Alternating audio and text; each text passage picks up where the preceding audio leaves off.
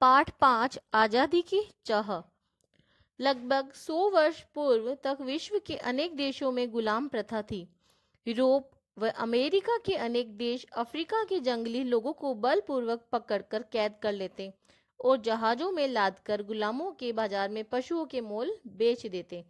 इसी बीच उन्हें कई कई दिनों तक न केवल भूखा प्यासा रखा जाता, अपितु विरोध करने पर निर्ममता पूर्वक का मतलब क्या होता है बच्चों, कि उन्हें दयाहीन होकर यानी कि क्रूरता से उनको पीटा जाता। अनेक गुलाम इस कठोर यातना से प्राण भी त्याग देते। बाजार से खरीदार अपनी आवश्यकता के अनुसार गुलाम खरीद कर लाते और उनसे कठिन से कठिन काम लिया जाता। विरोध अथवा काम में लापरवाही करने पर कोड़ों से पीटा जाता और उनका जीवन नर्क तुल्य था। नर्क तुल्य मतलब नर्क के समान था। उन्हीं दिनों अमेरिका के एक टापू पर निकोलस का धनी यूरोपियन व्यापारी रहता था।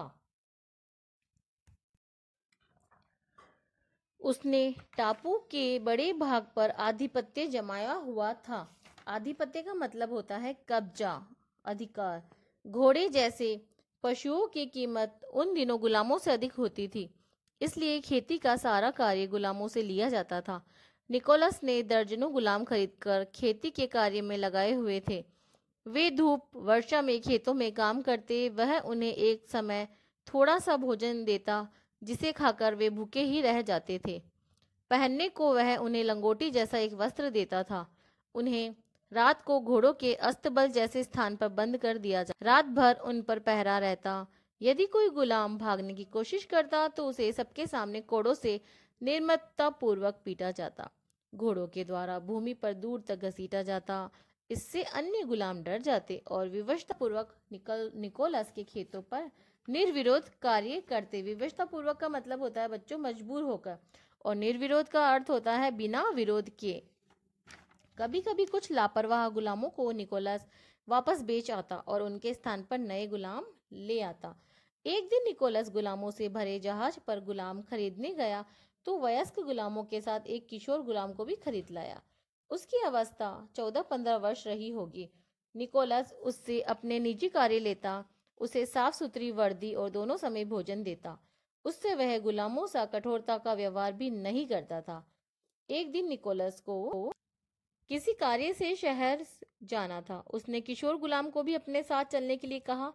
उस दिन किशोर गुलाम को तेज बुखार था। उसकी लाचारी देखकर निकोलस स्वयं ही शहर चला गया। साय को जब लौट कर आया तो उसने किशोर गुलाम को आवाज लगाई और कोई उत्तर नहीं पाया तो निकोलस उसकी खोज करवाने लगा, तो उसने पाया कि वह तो भाग निकला है।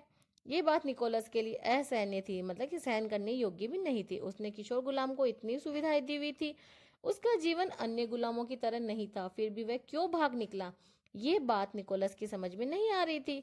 उसने अपने नौकरों को उसकी खोज में चारों ओर भेज दिया। अगले दिन दोपहर के समय नौकर किशोर को खोजकर पकड़कर ले आए। निकोलस बेचैनी से उसके आगमन की प्रतीक्षा कर रहा था। उसके लाए जाते ही उसने खूंटी पर से हंटर उतारा और कड़क कर पूछा, नमक हराम, तुझे मैंने इतनी सुविधाएं दी, फिर भी तू भागा। और 3-4 हंटर उसके शरीर पर मारे और वह दर्द से तड़प उठा। मालिक, मैंने गलती की, उसकी सजा आप मुझे दीजिए। हाथ जोड़कर गुलाम रोता हुआ बोला।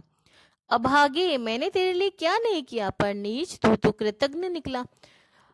निकोलस ने घृणा भरे स्वर में उसे कहा। किशोर गुलाम बोला, मालिक, मैं आपका आभारी हूँ, परंतु ले गई, मैं तो अब भी आपका गुलाम ही हूँ। बता, मैंने किस प्रकार की आजादी तुझे नहीं दी? तुझसे कोई कठोर काम भी नहीं लिया मैंने, मेरे उपकारों का ये बदला दिया तूने। मालिक, आपके उपकारों के प्रति मैं कृतज्ञ हूँ, परंतु आजादी आपने मुझसे छीनी है, उसके सामने तो ये सब कुछ तुच्छ ही तो है। निरीह स्वर में बोला किशोर गुलाम। निरी का अर्थ होता है कि बेचारगी, बेचारा। मैंने तुझे कीमत अदा करके खरीदा है, बता इसमें मेरा क्या दोष है? निकोलस ने कहा। मालिक, क्या आपने मुझे मेरी इच्छा से खरीदा था? किशोर गुलाम ने कहा। क्या कहा? गुलामों की भी इच्छा होती है, कोई कीमत होती है क्या? ये अधिकार तो तूने गुलाम बनते ही खो दिया था। निकोलस ने कहा। नहीं मालिक, मैं गुलाम तो रहा, परंतु अपनी इच्छा और अनिच्छा प्रकट करने का अधिकार तो सदैव मेरे साथ ही रहेगा। मुझे मेरी इच्छा के विरुद्ध बंदी बनाकर जहाज पर कैद करके लाया गया। मैंने स्वयं को तो किसी के हाथ नहीं बेचा ना। मेरे साथ तो जुल्म हुआ है, मुझे गुलाम बनाया गया है। निकोलस ने कहा। निकोलस को उसके स्वर की पीड़ा सहन नहीं हुई। वह कुछ सोचकर नौकरा से बोला, इसे छोड़ दो, आजाद कर दो। किशोर गुलाम कृतज्ञता से निकोलस के पैरों पर गिर पड़ा और बोला, मालिक, ये उपकार मैं जीवन भर नहीं भूलूंगा। आपके इस उपकार को ध्यान में रखकर मैं आपको सचेत करना अपना कर्तव्य समझता हूँ कि आपके बंदी गुलाम अवसर की प्रतीक्षा में है। वे सब एक साथ आप पर हमला करके आपको मार डालेंगे। ठीक है, मैं उनका भी बंदोबस्त करूंगा। निकोलस बोला, बंदोबस्त यानी कि इंतजाम। और सवेरे ही सब गुलामों को सूचना मिली कि उन्हें आजाद कर दिया गया है। गुलामों को इस बात पर बहुत आश्चर्य हो रहा था। उनके बंधन खोल दिए गए। सभी गुलाम आजादी की खुली हवा का आनंद उठाते हुए वहां से चल दिए, परंतु किशोर गुलाम वही खड़ा रहा। क्या तू इन लोगों के साथ नहीं जाएगा? निकोलस ने पूछा। नहीं मालिक, मैं आपके पास रहकर ही आपकी सेवा करूंगा। किशोर गुलाम आंखें झुकाकर बोला। निकोलस ने उसे गले से लगा लिया। अंत में वही निकोलस की संपत्ति का उत्तराधिकारी बना। धन्यवाद।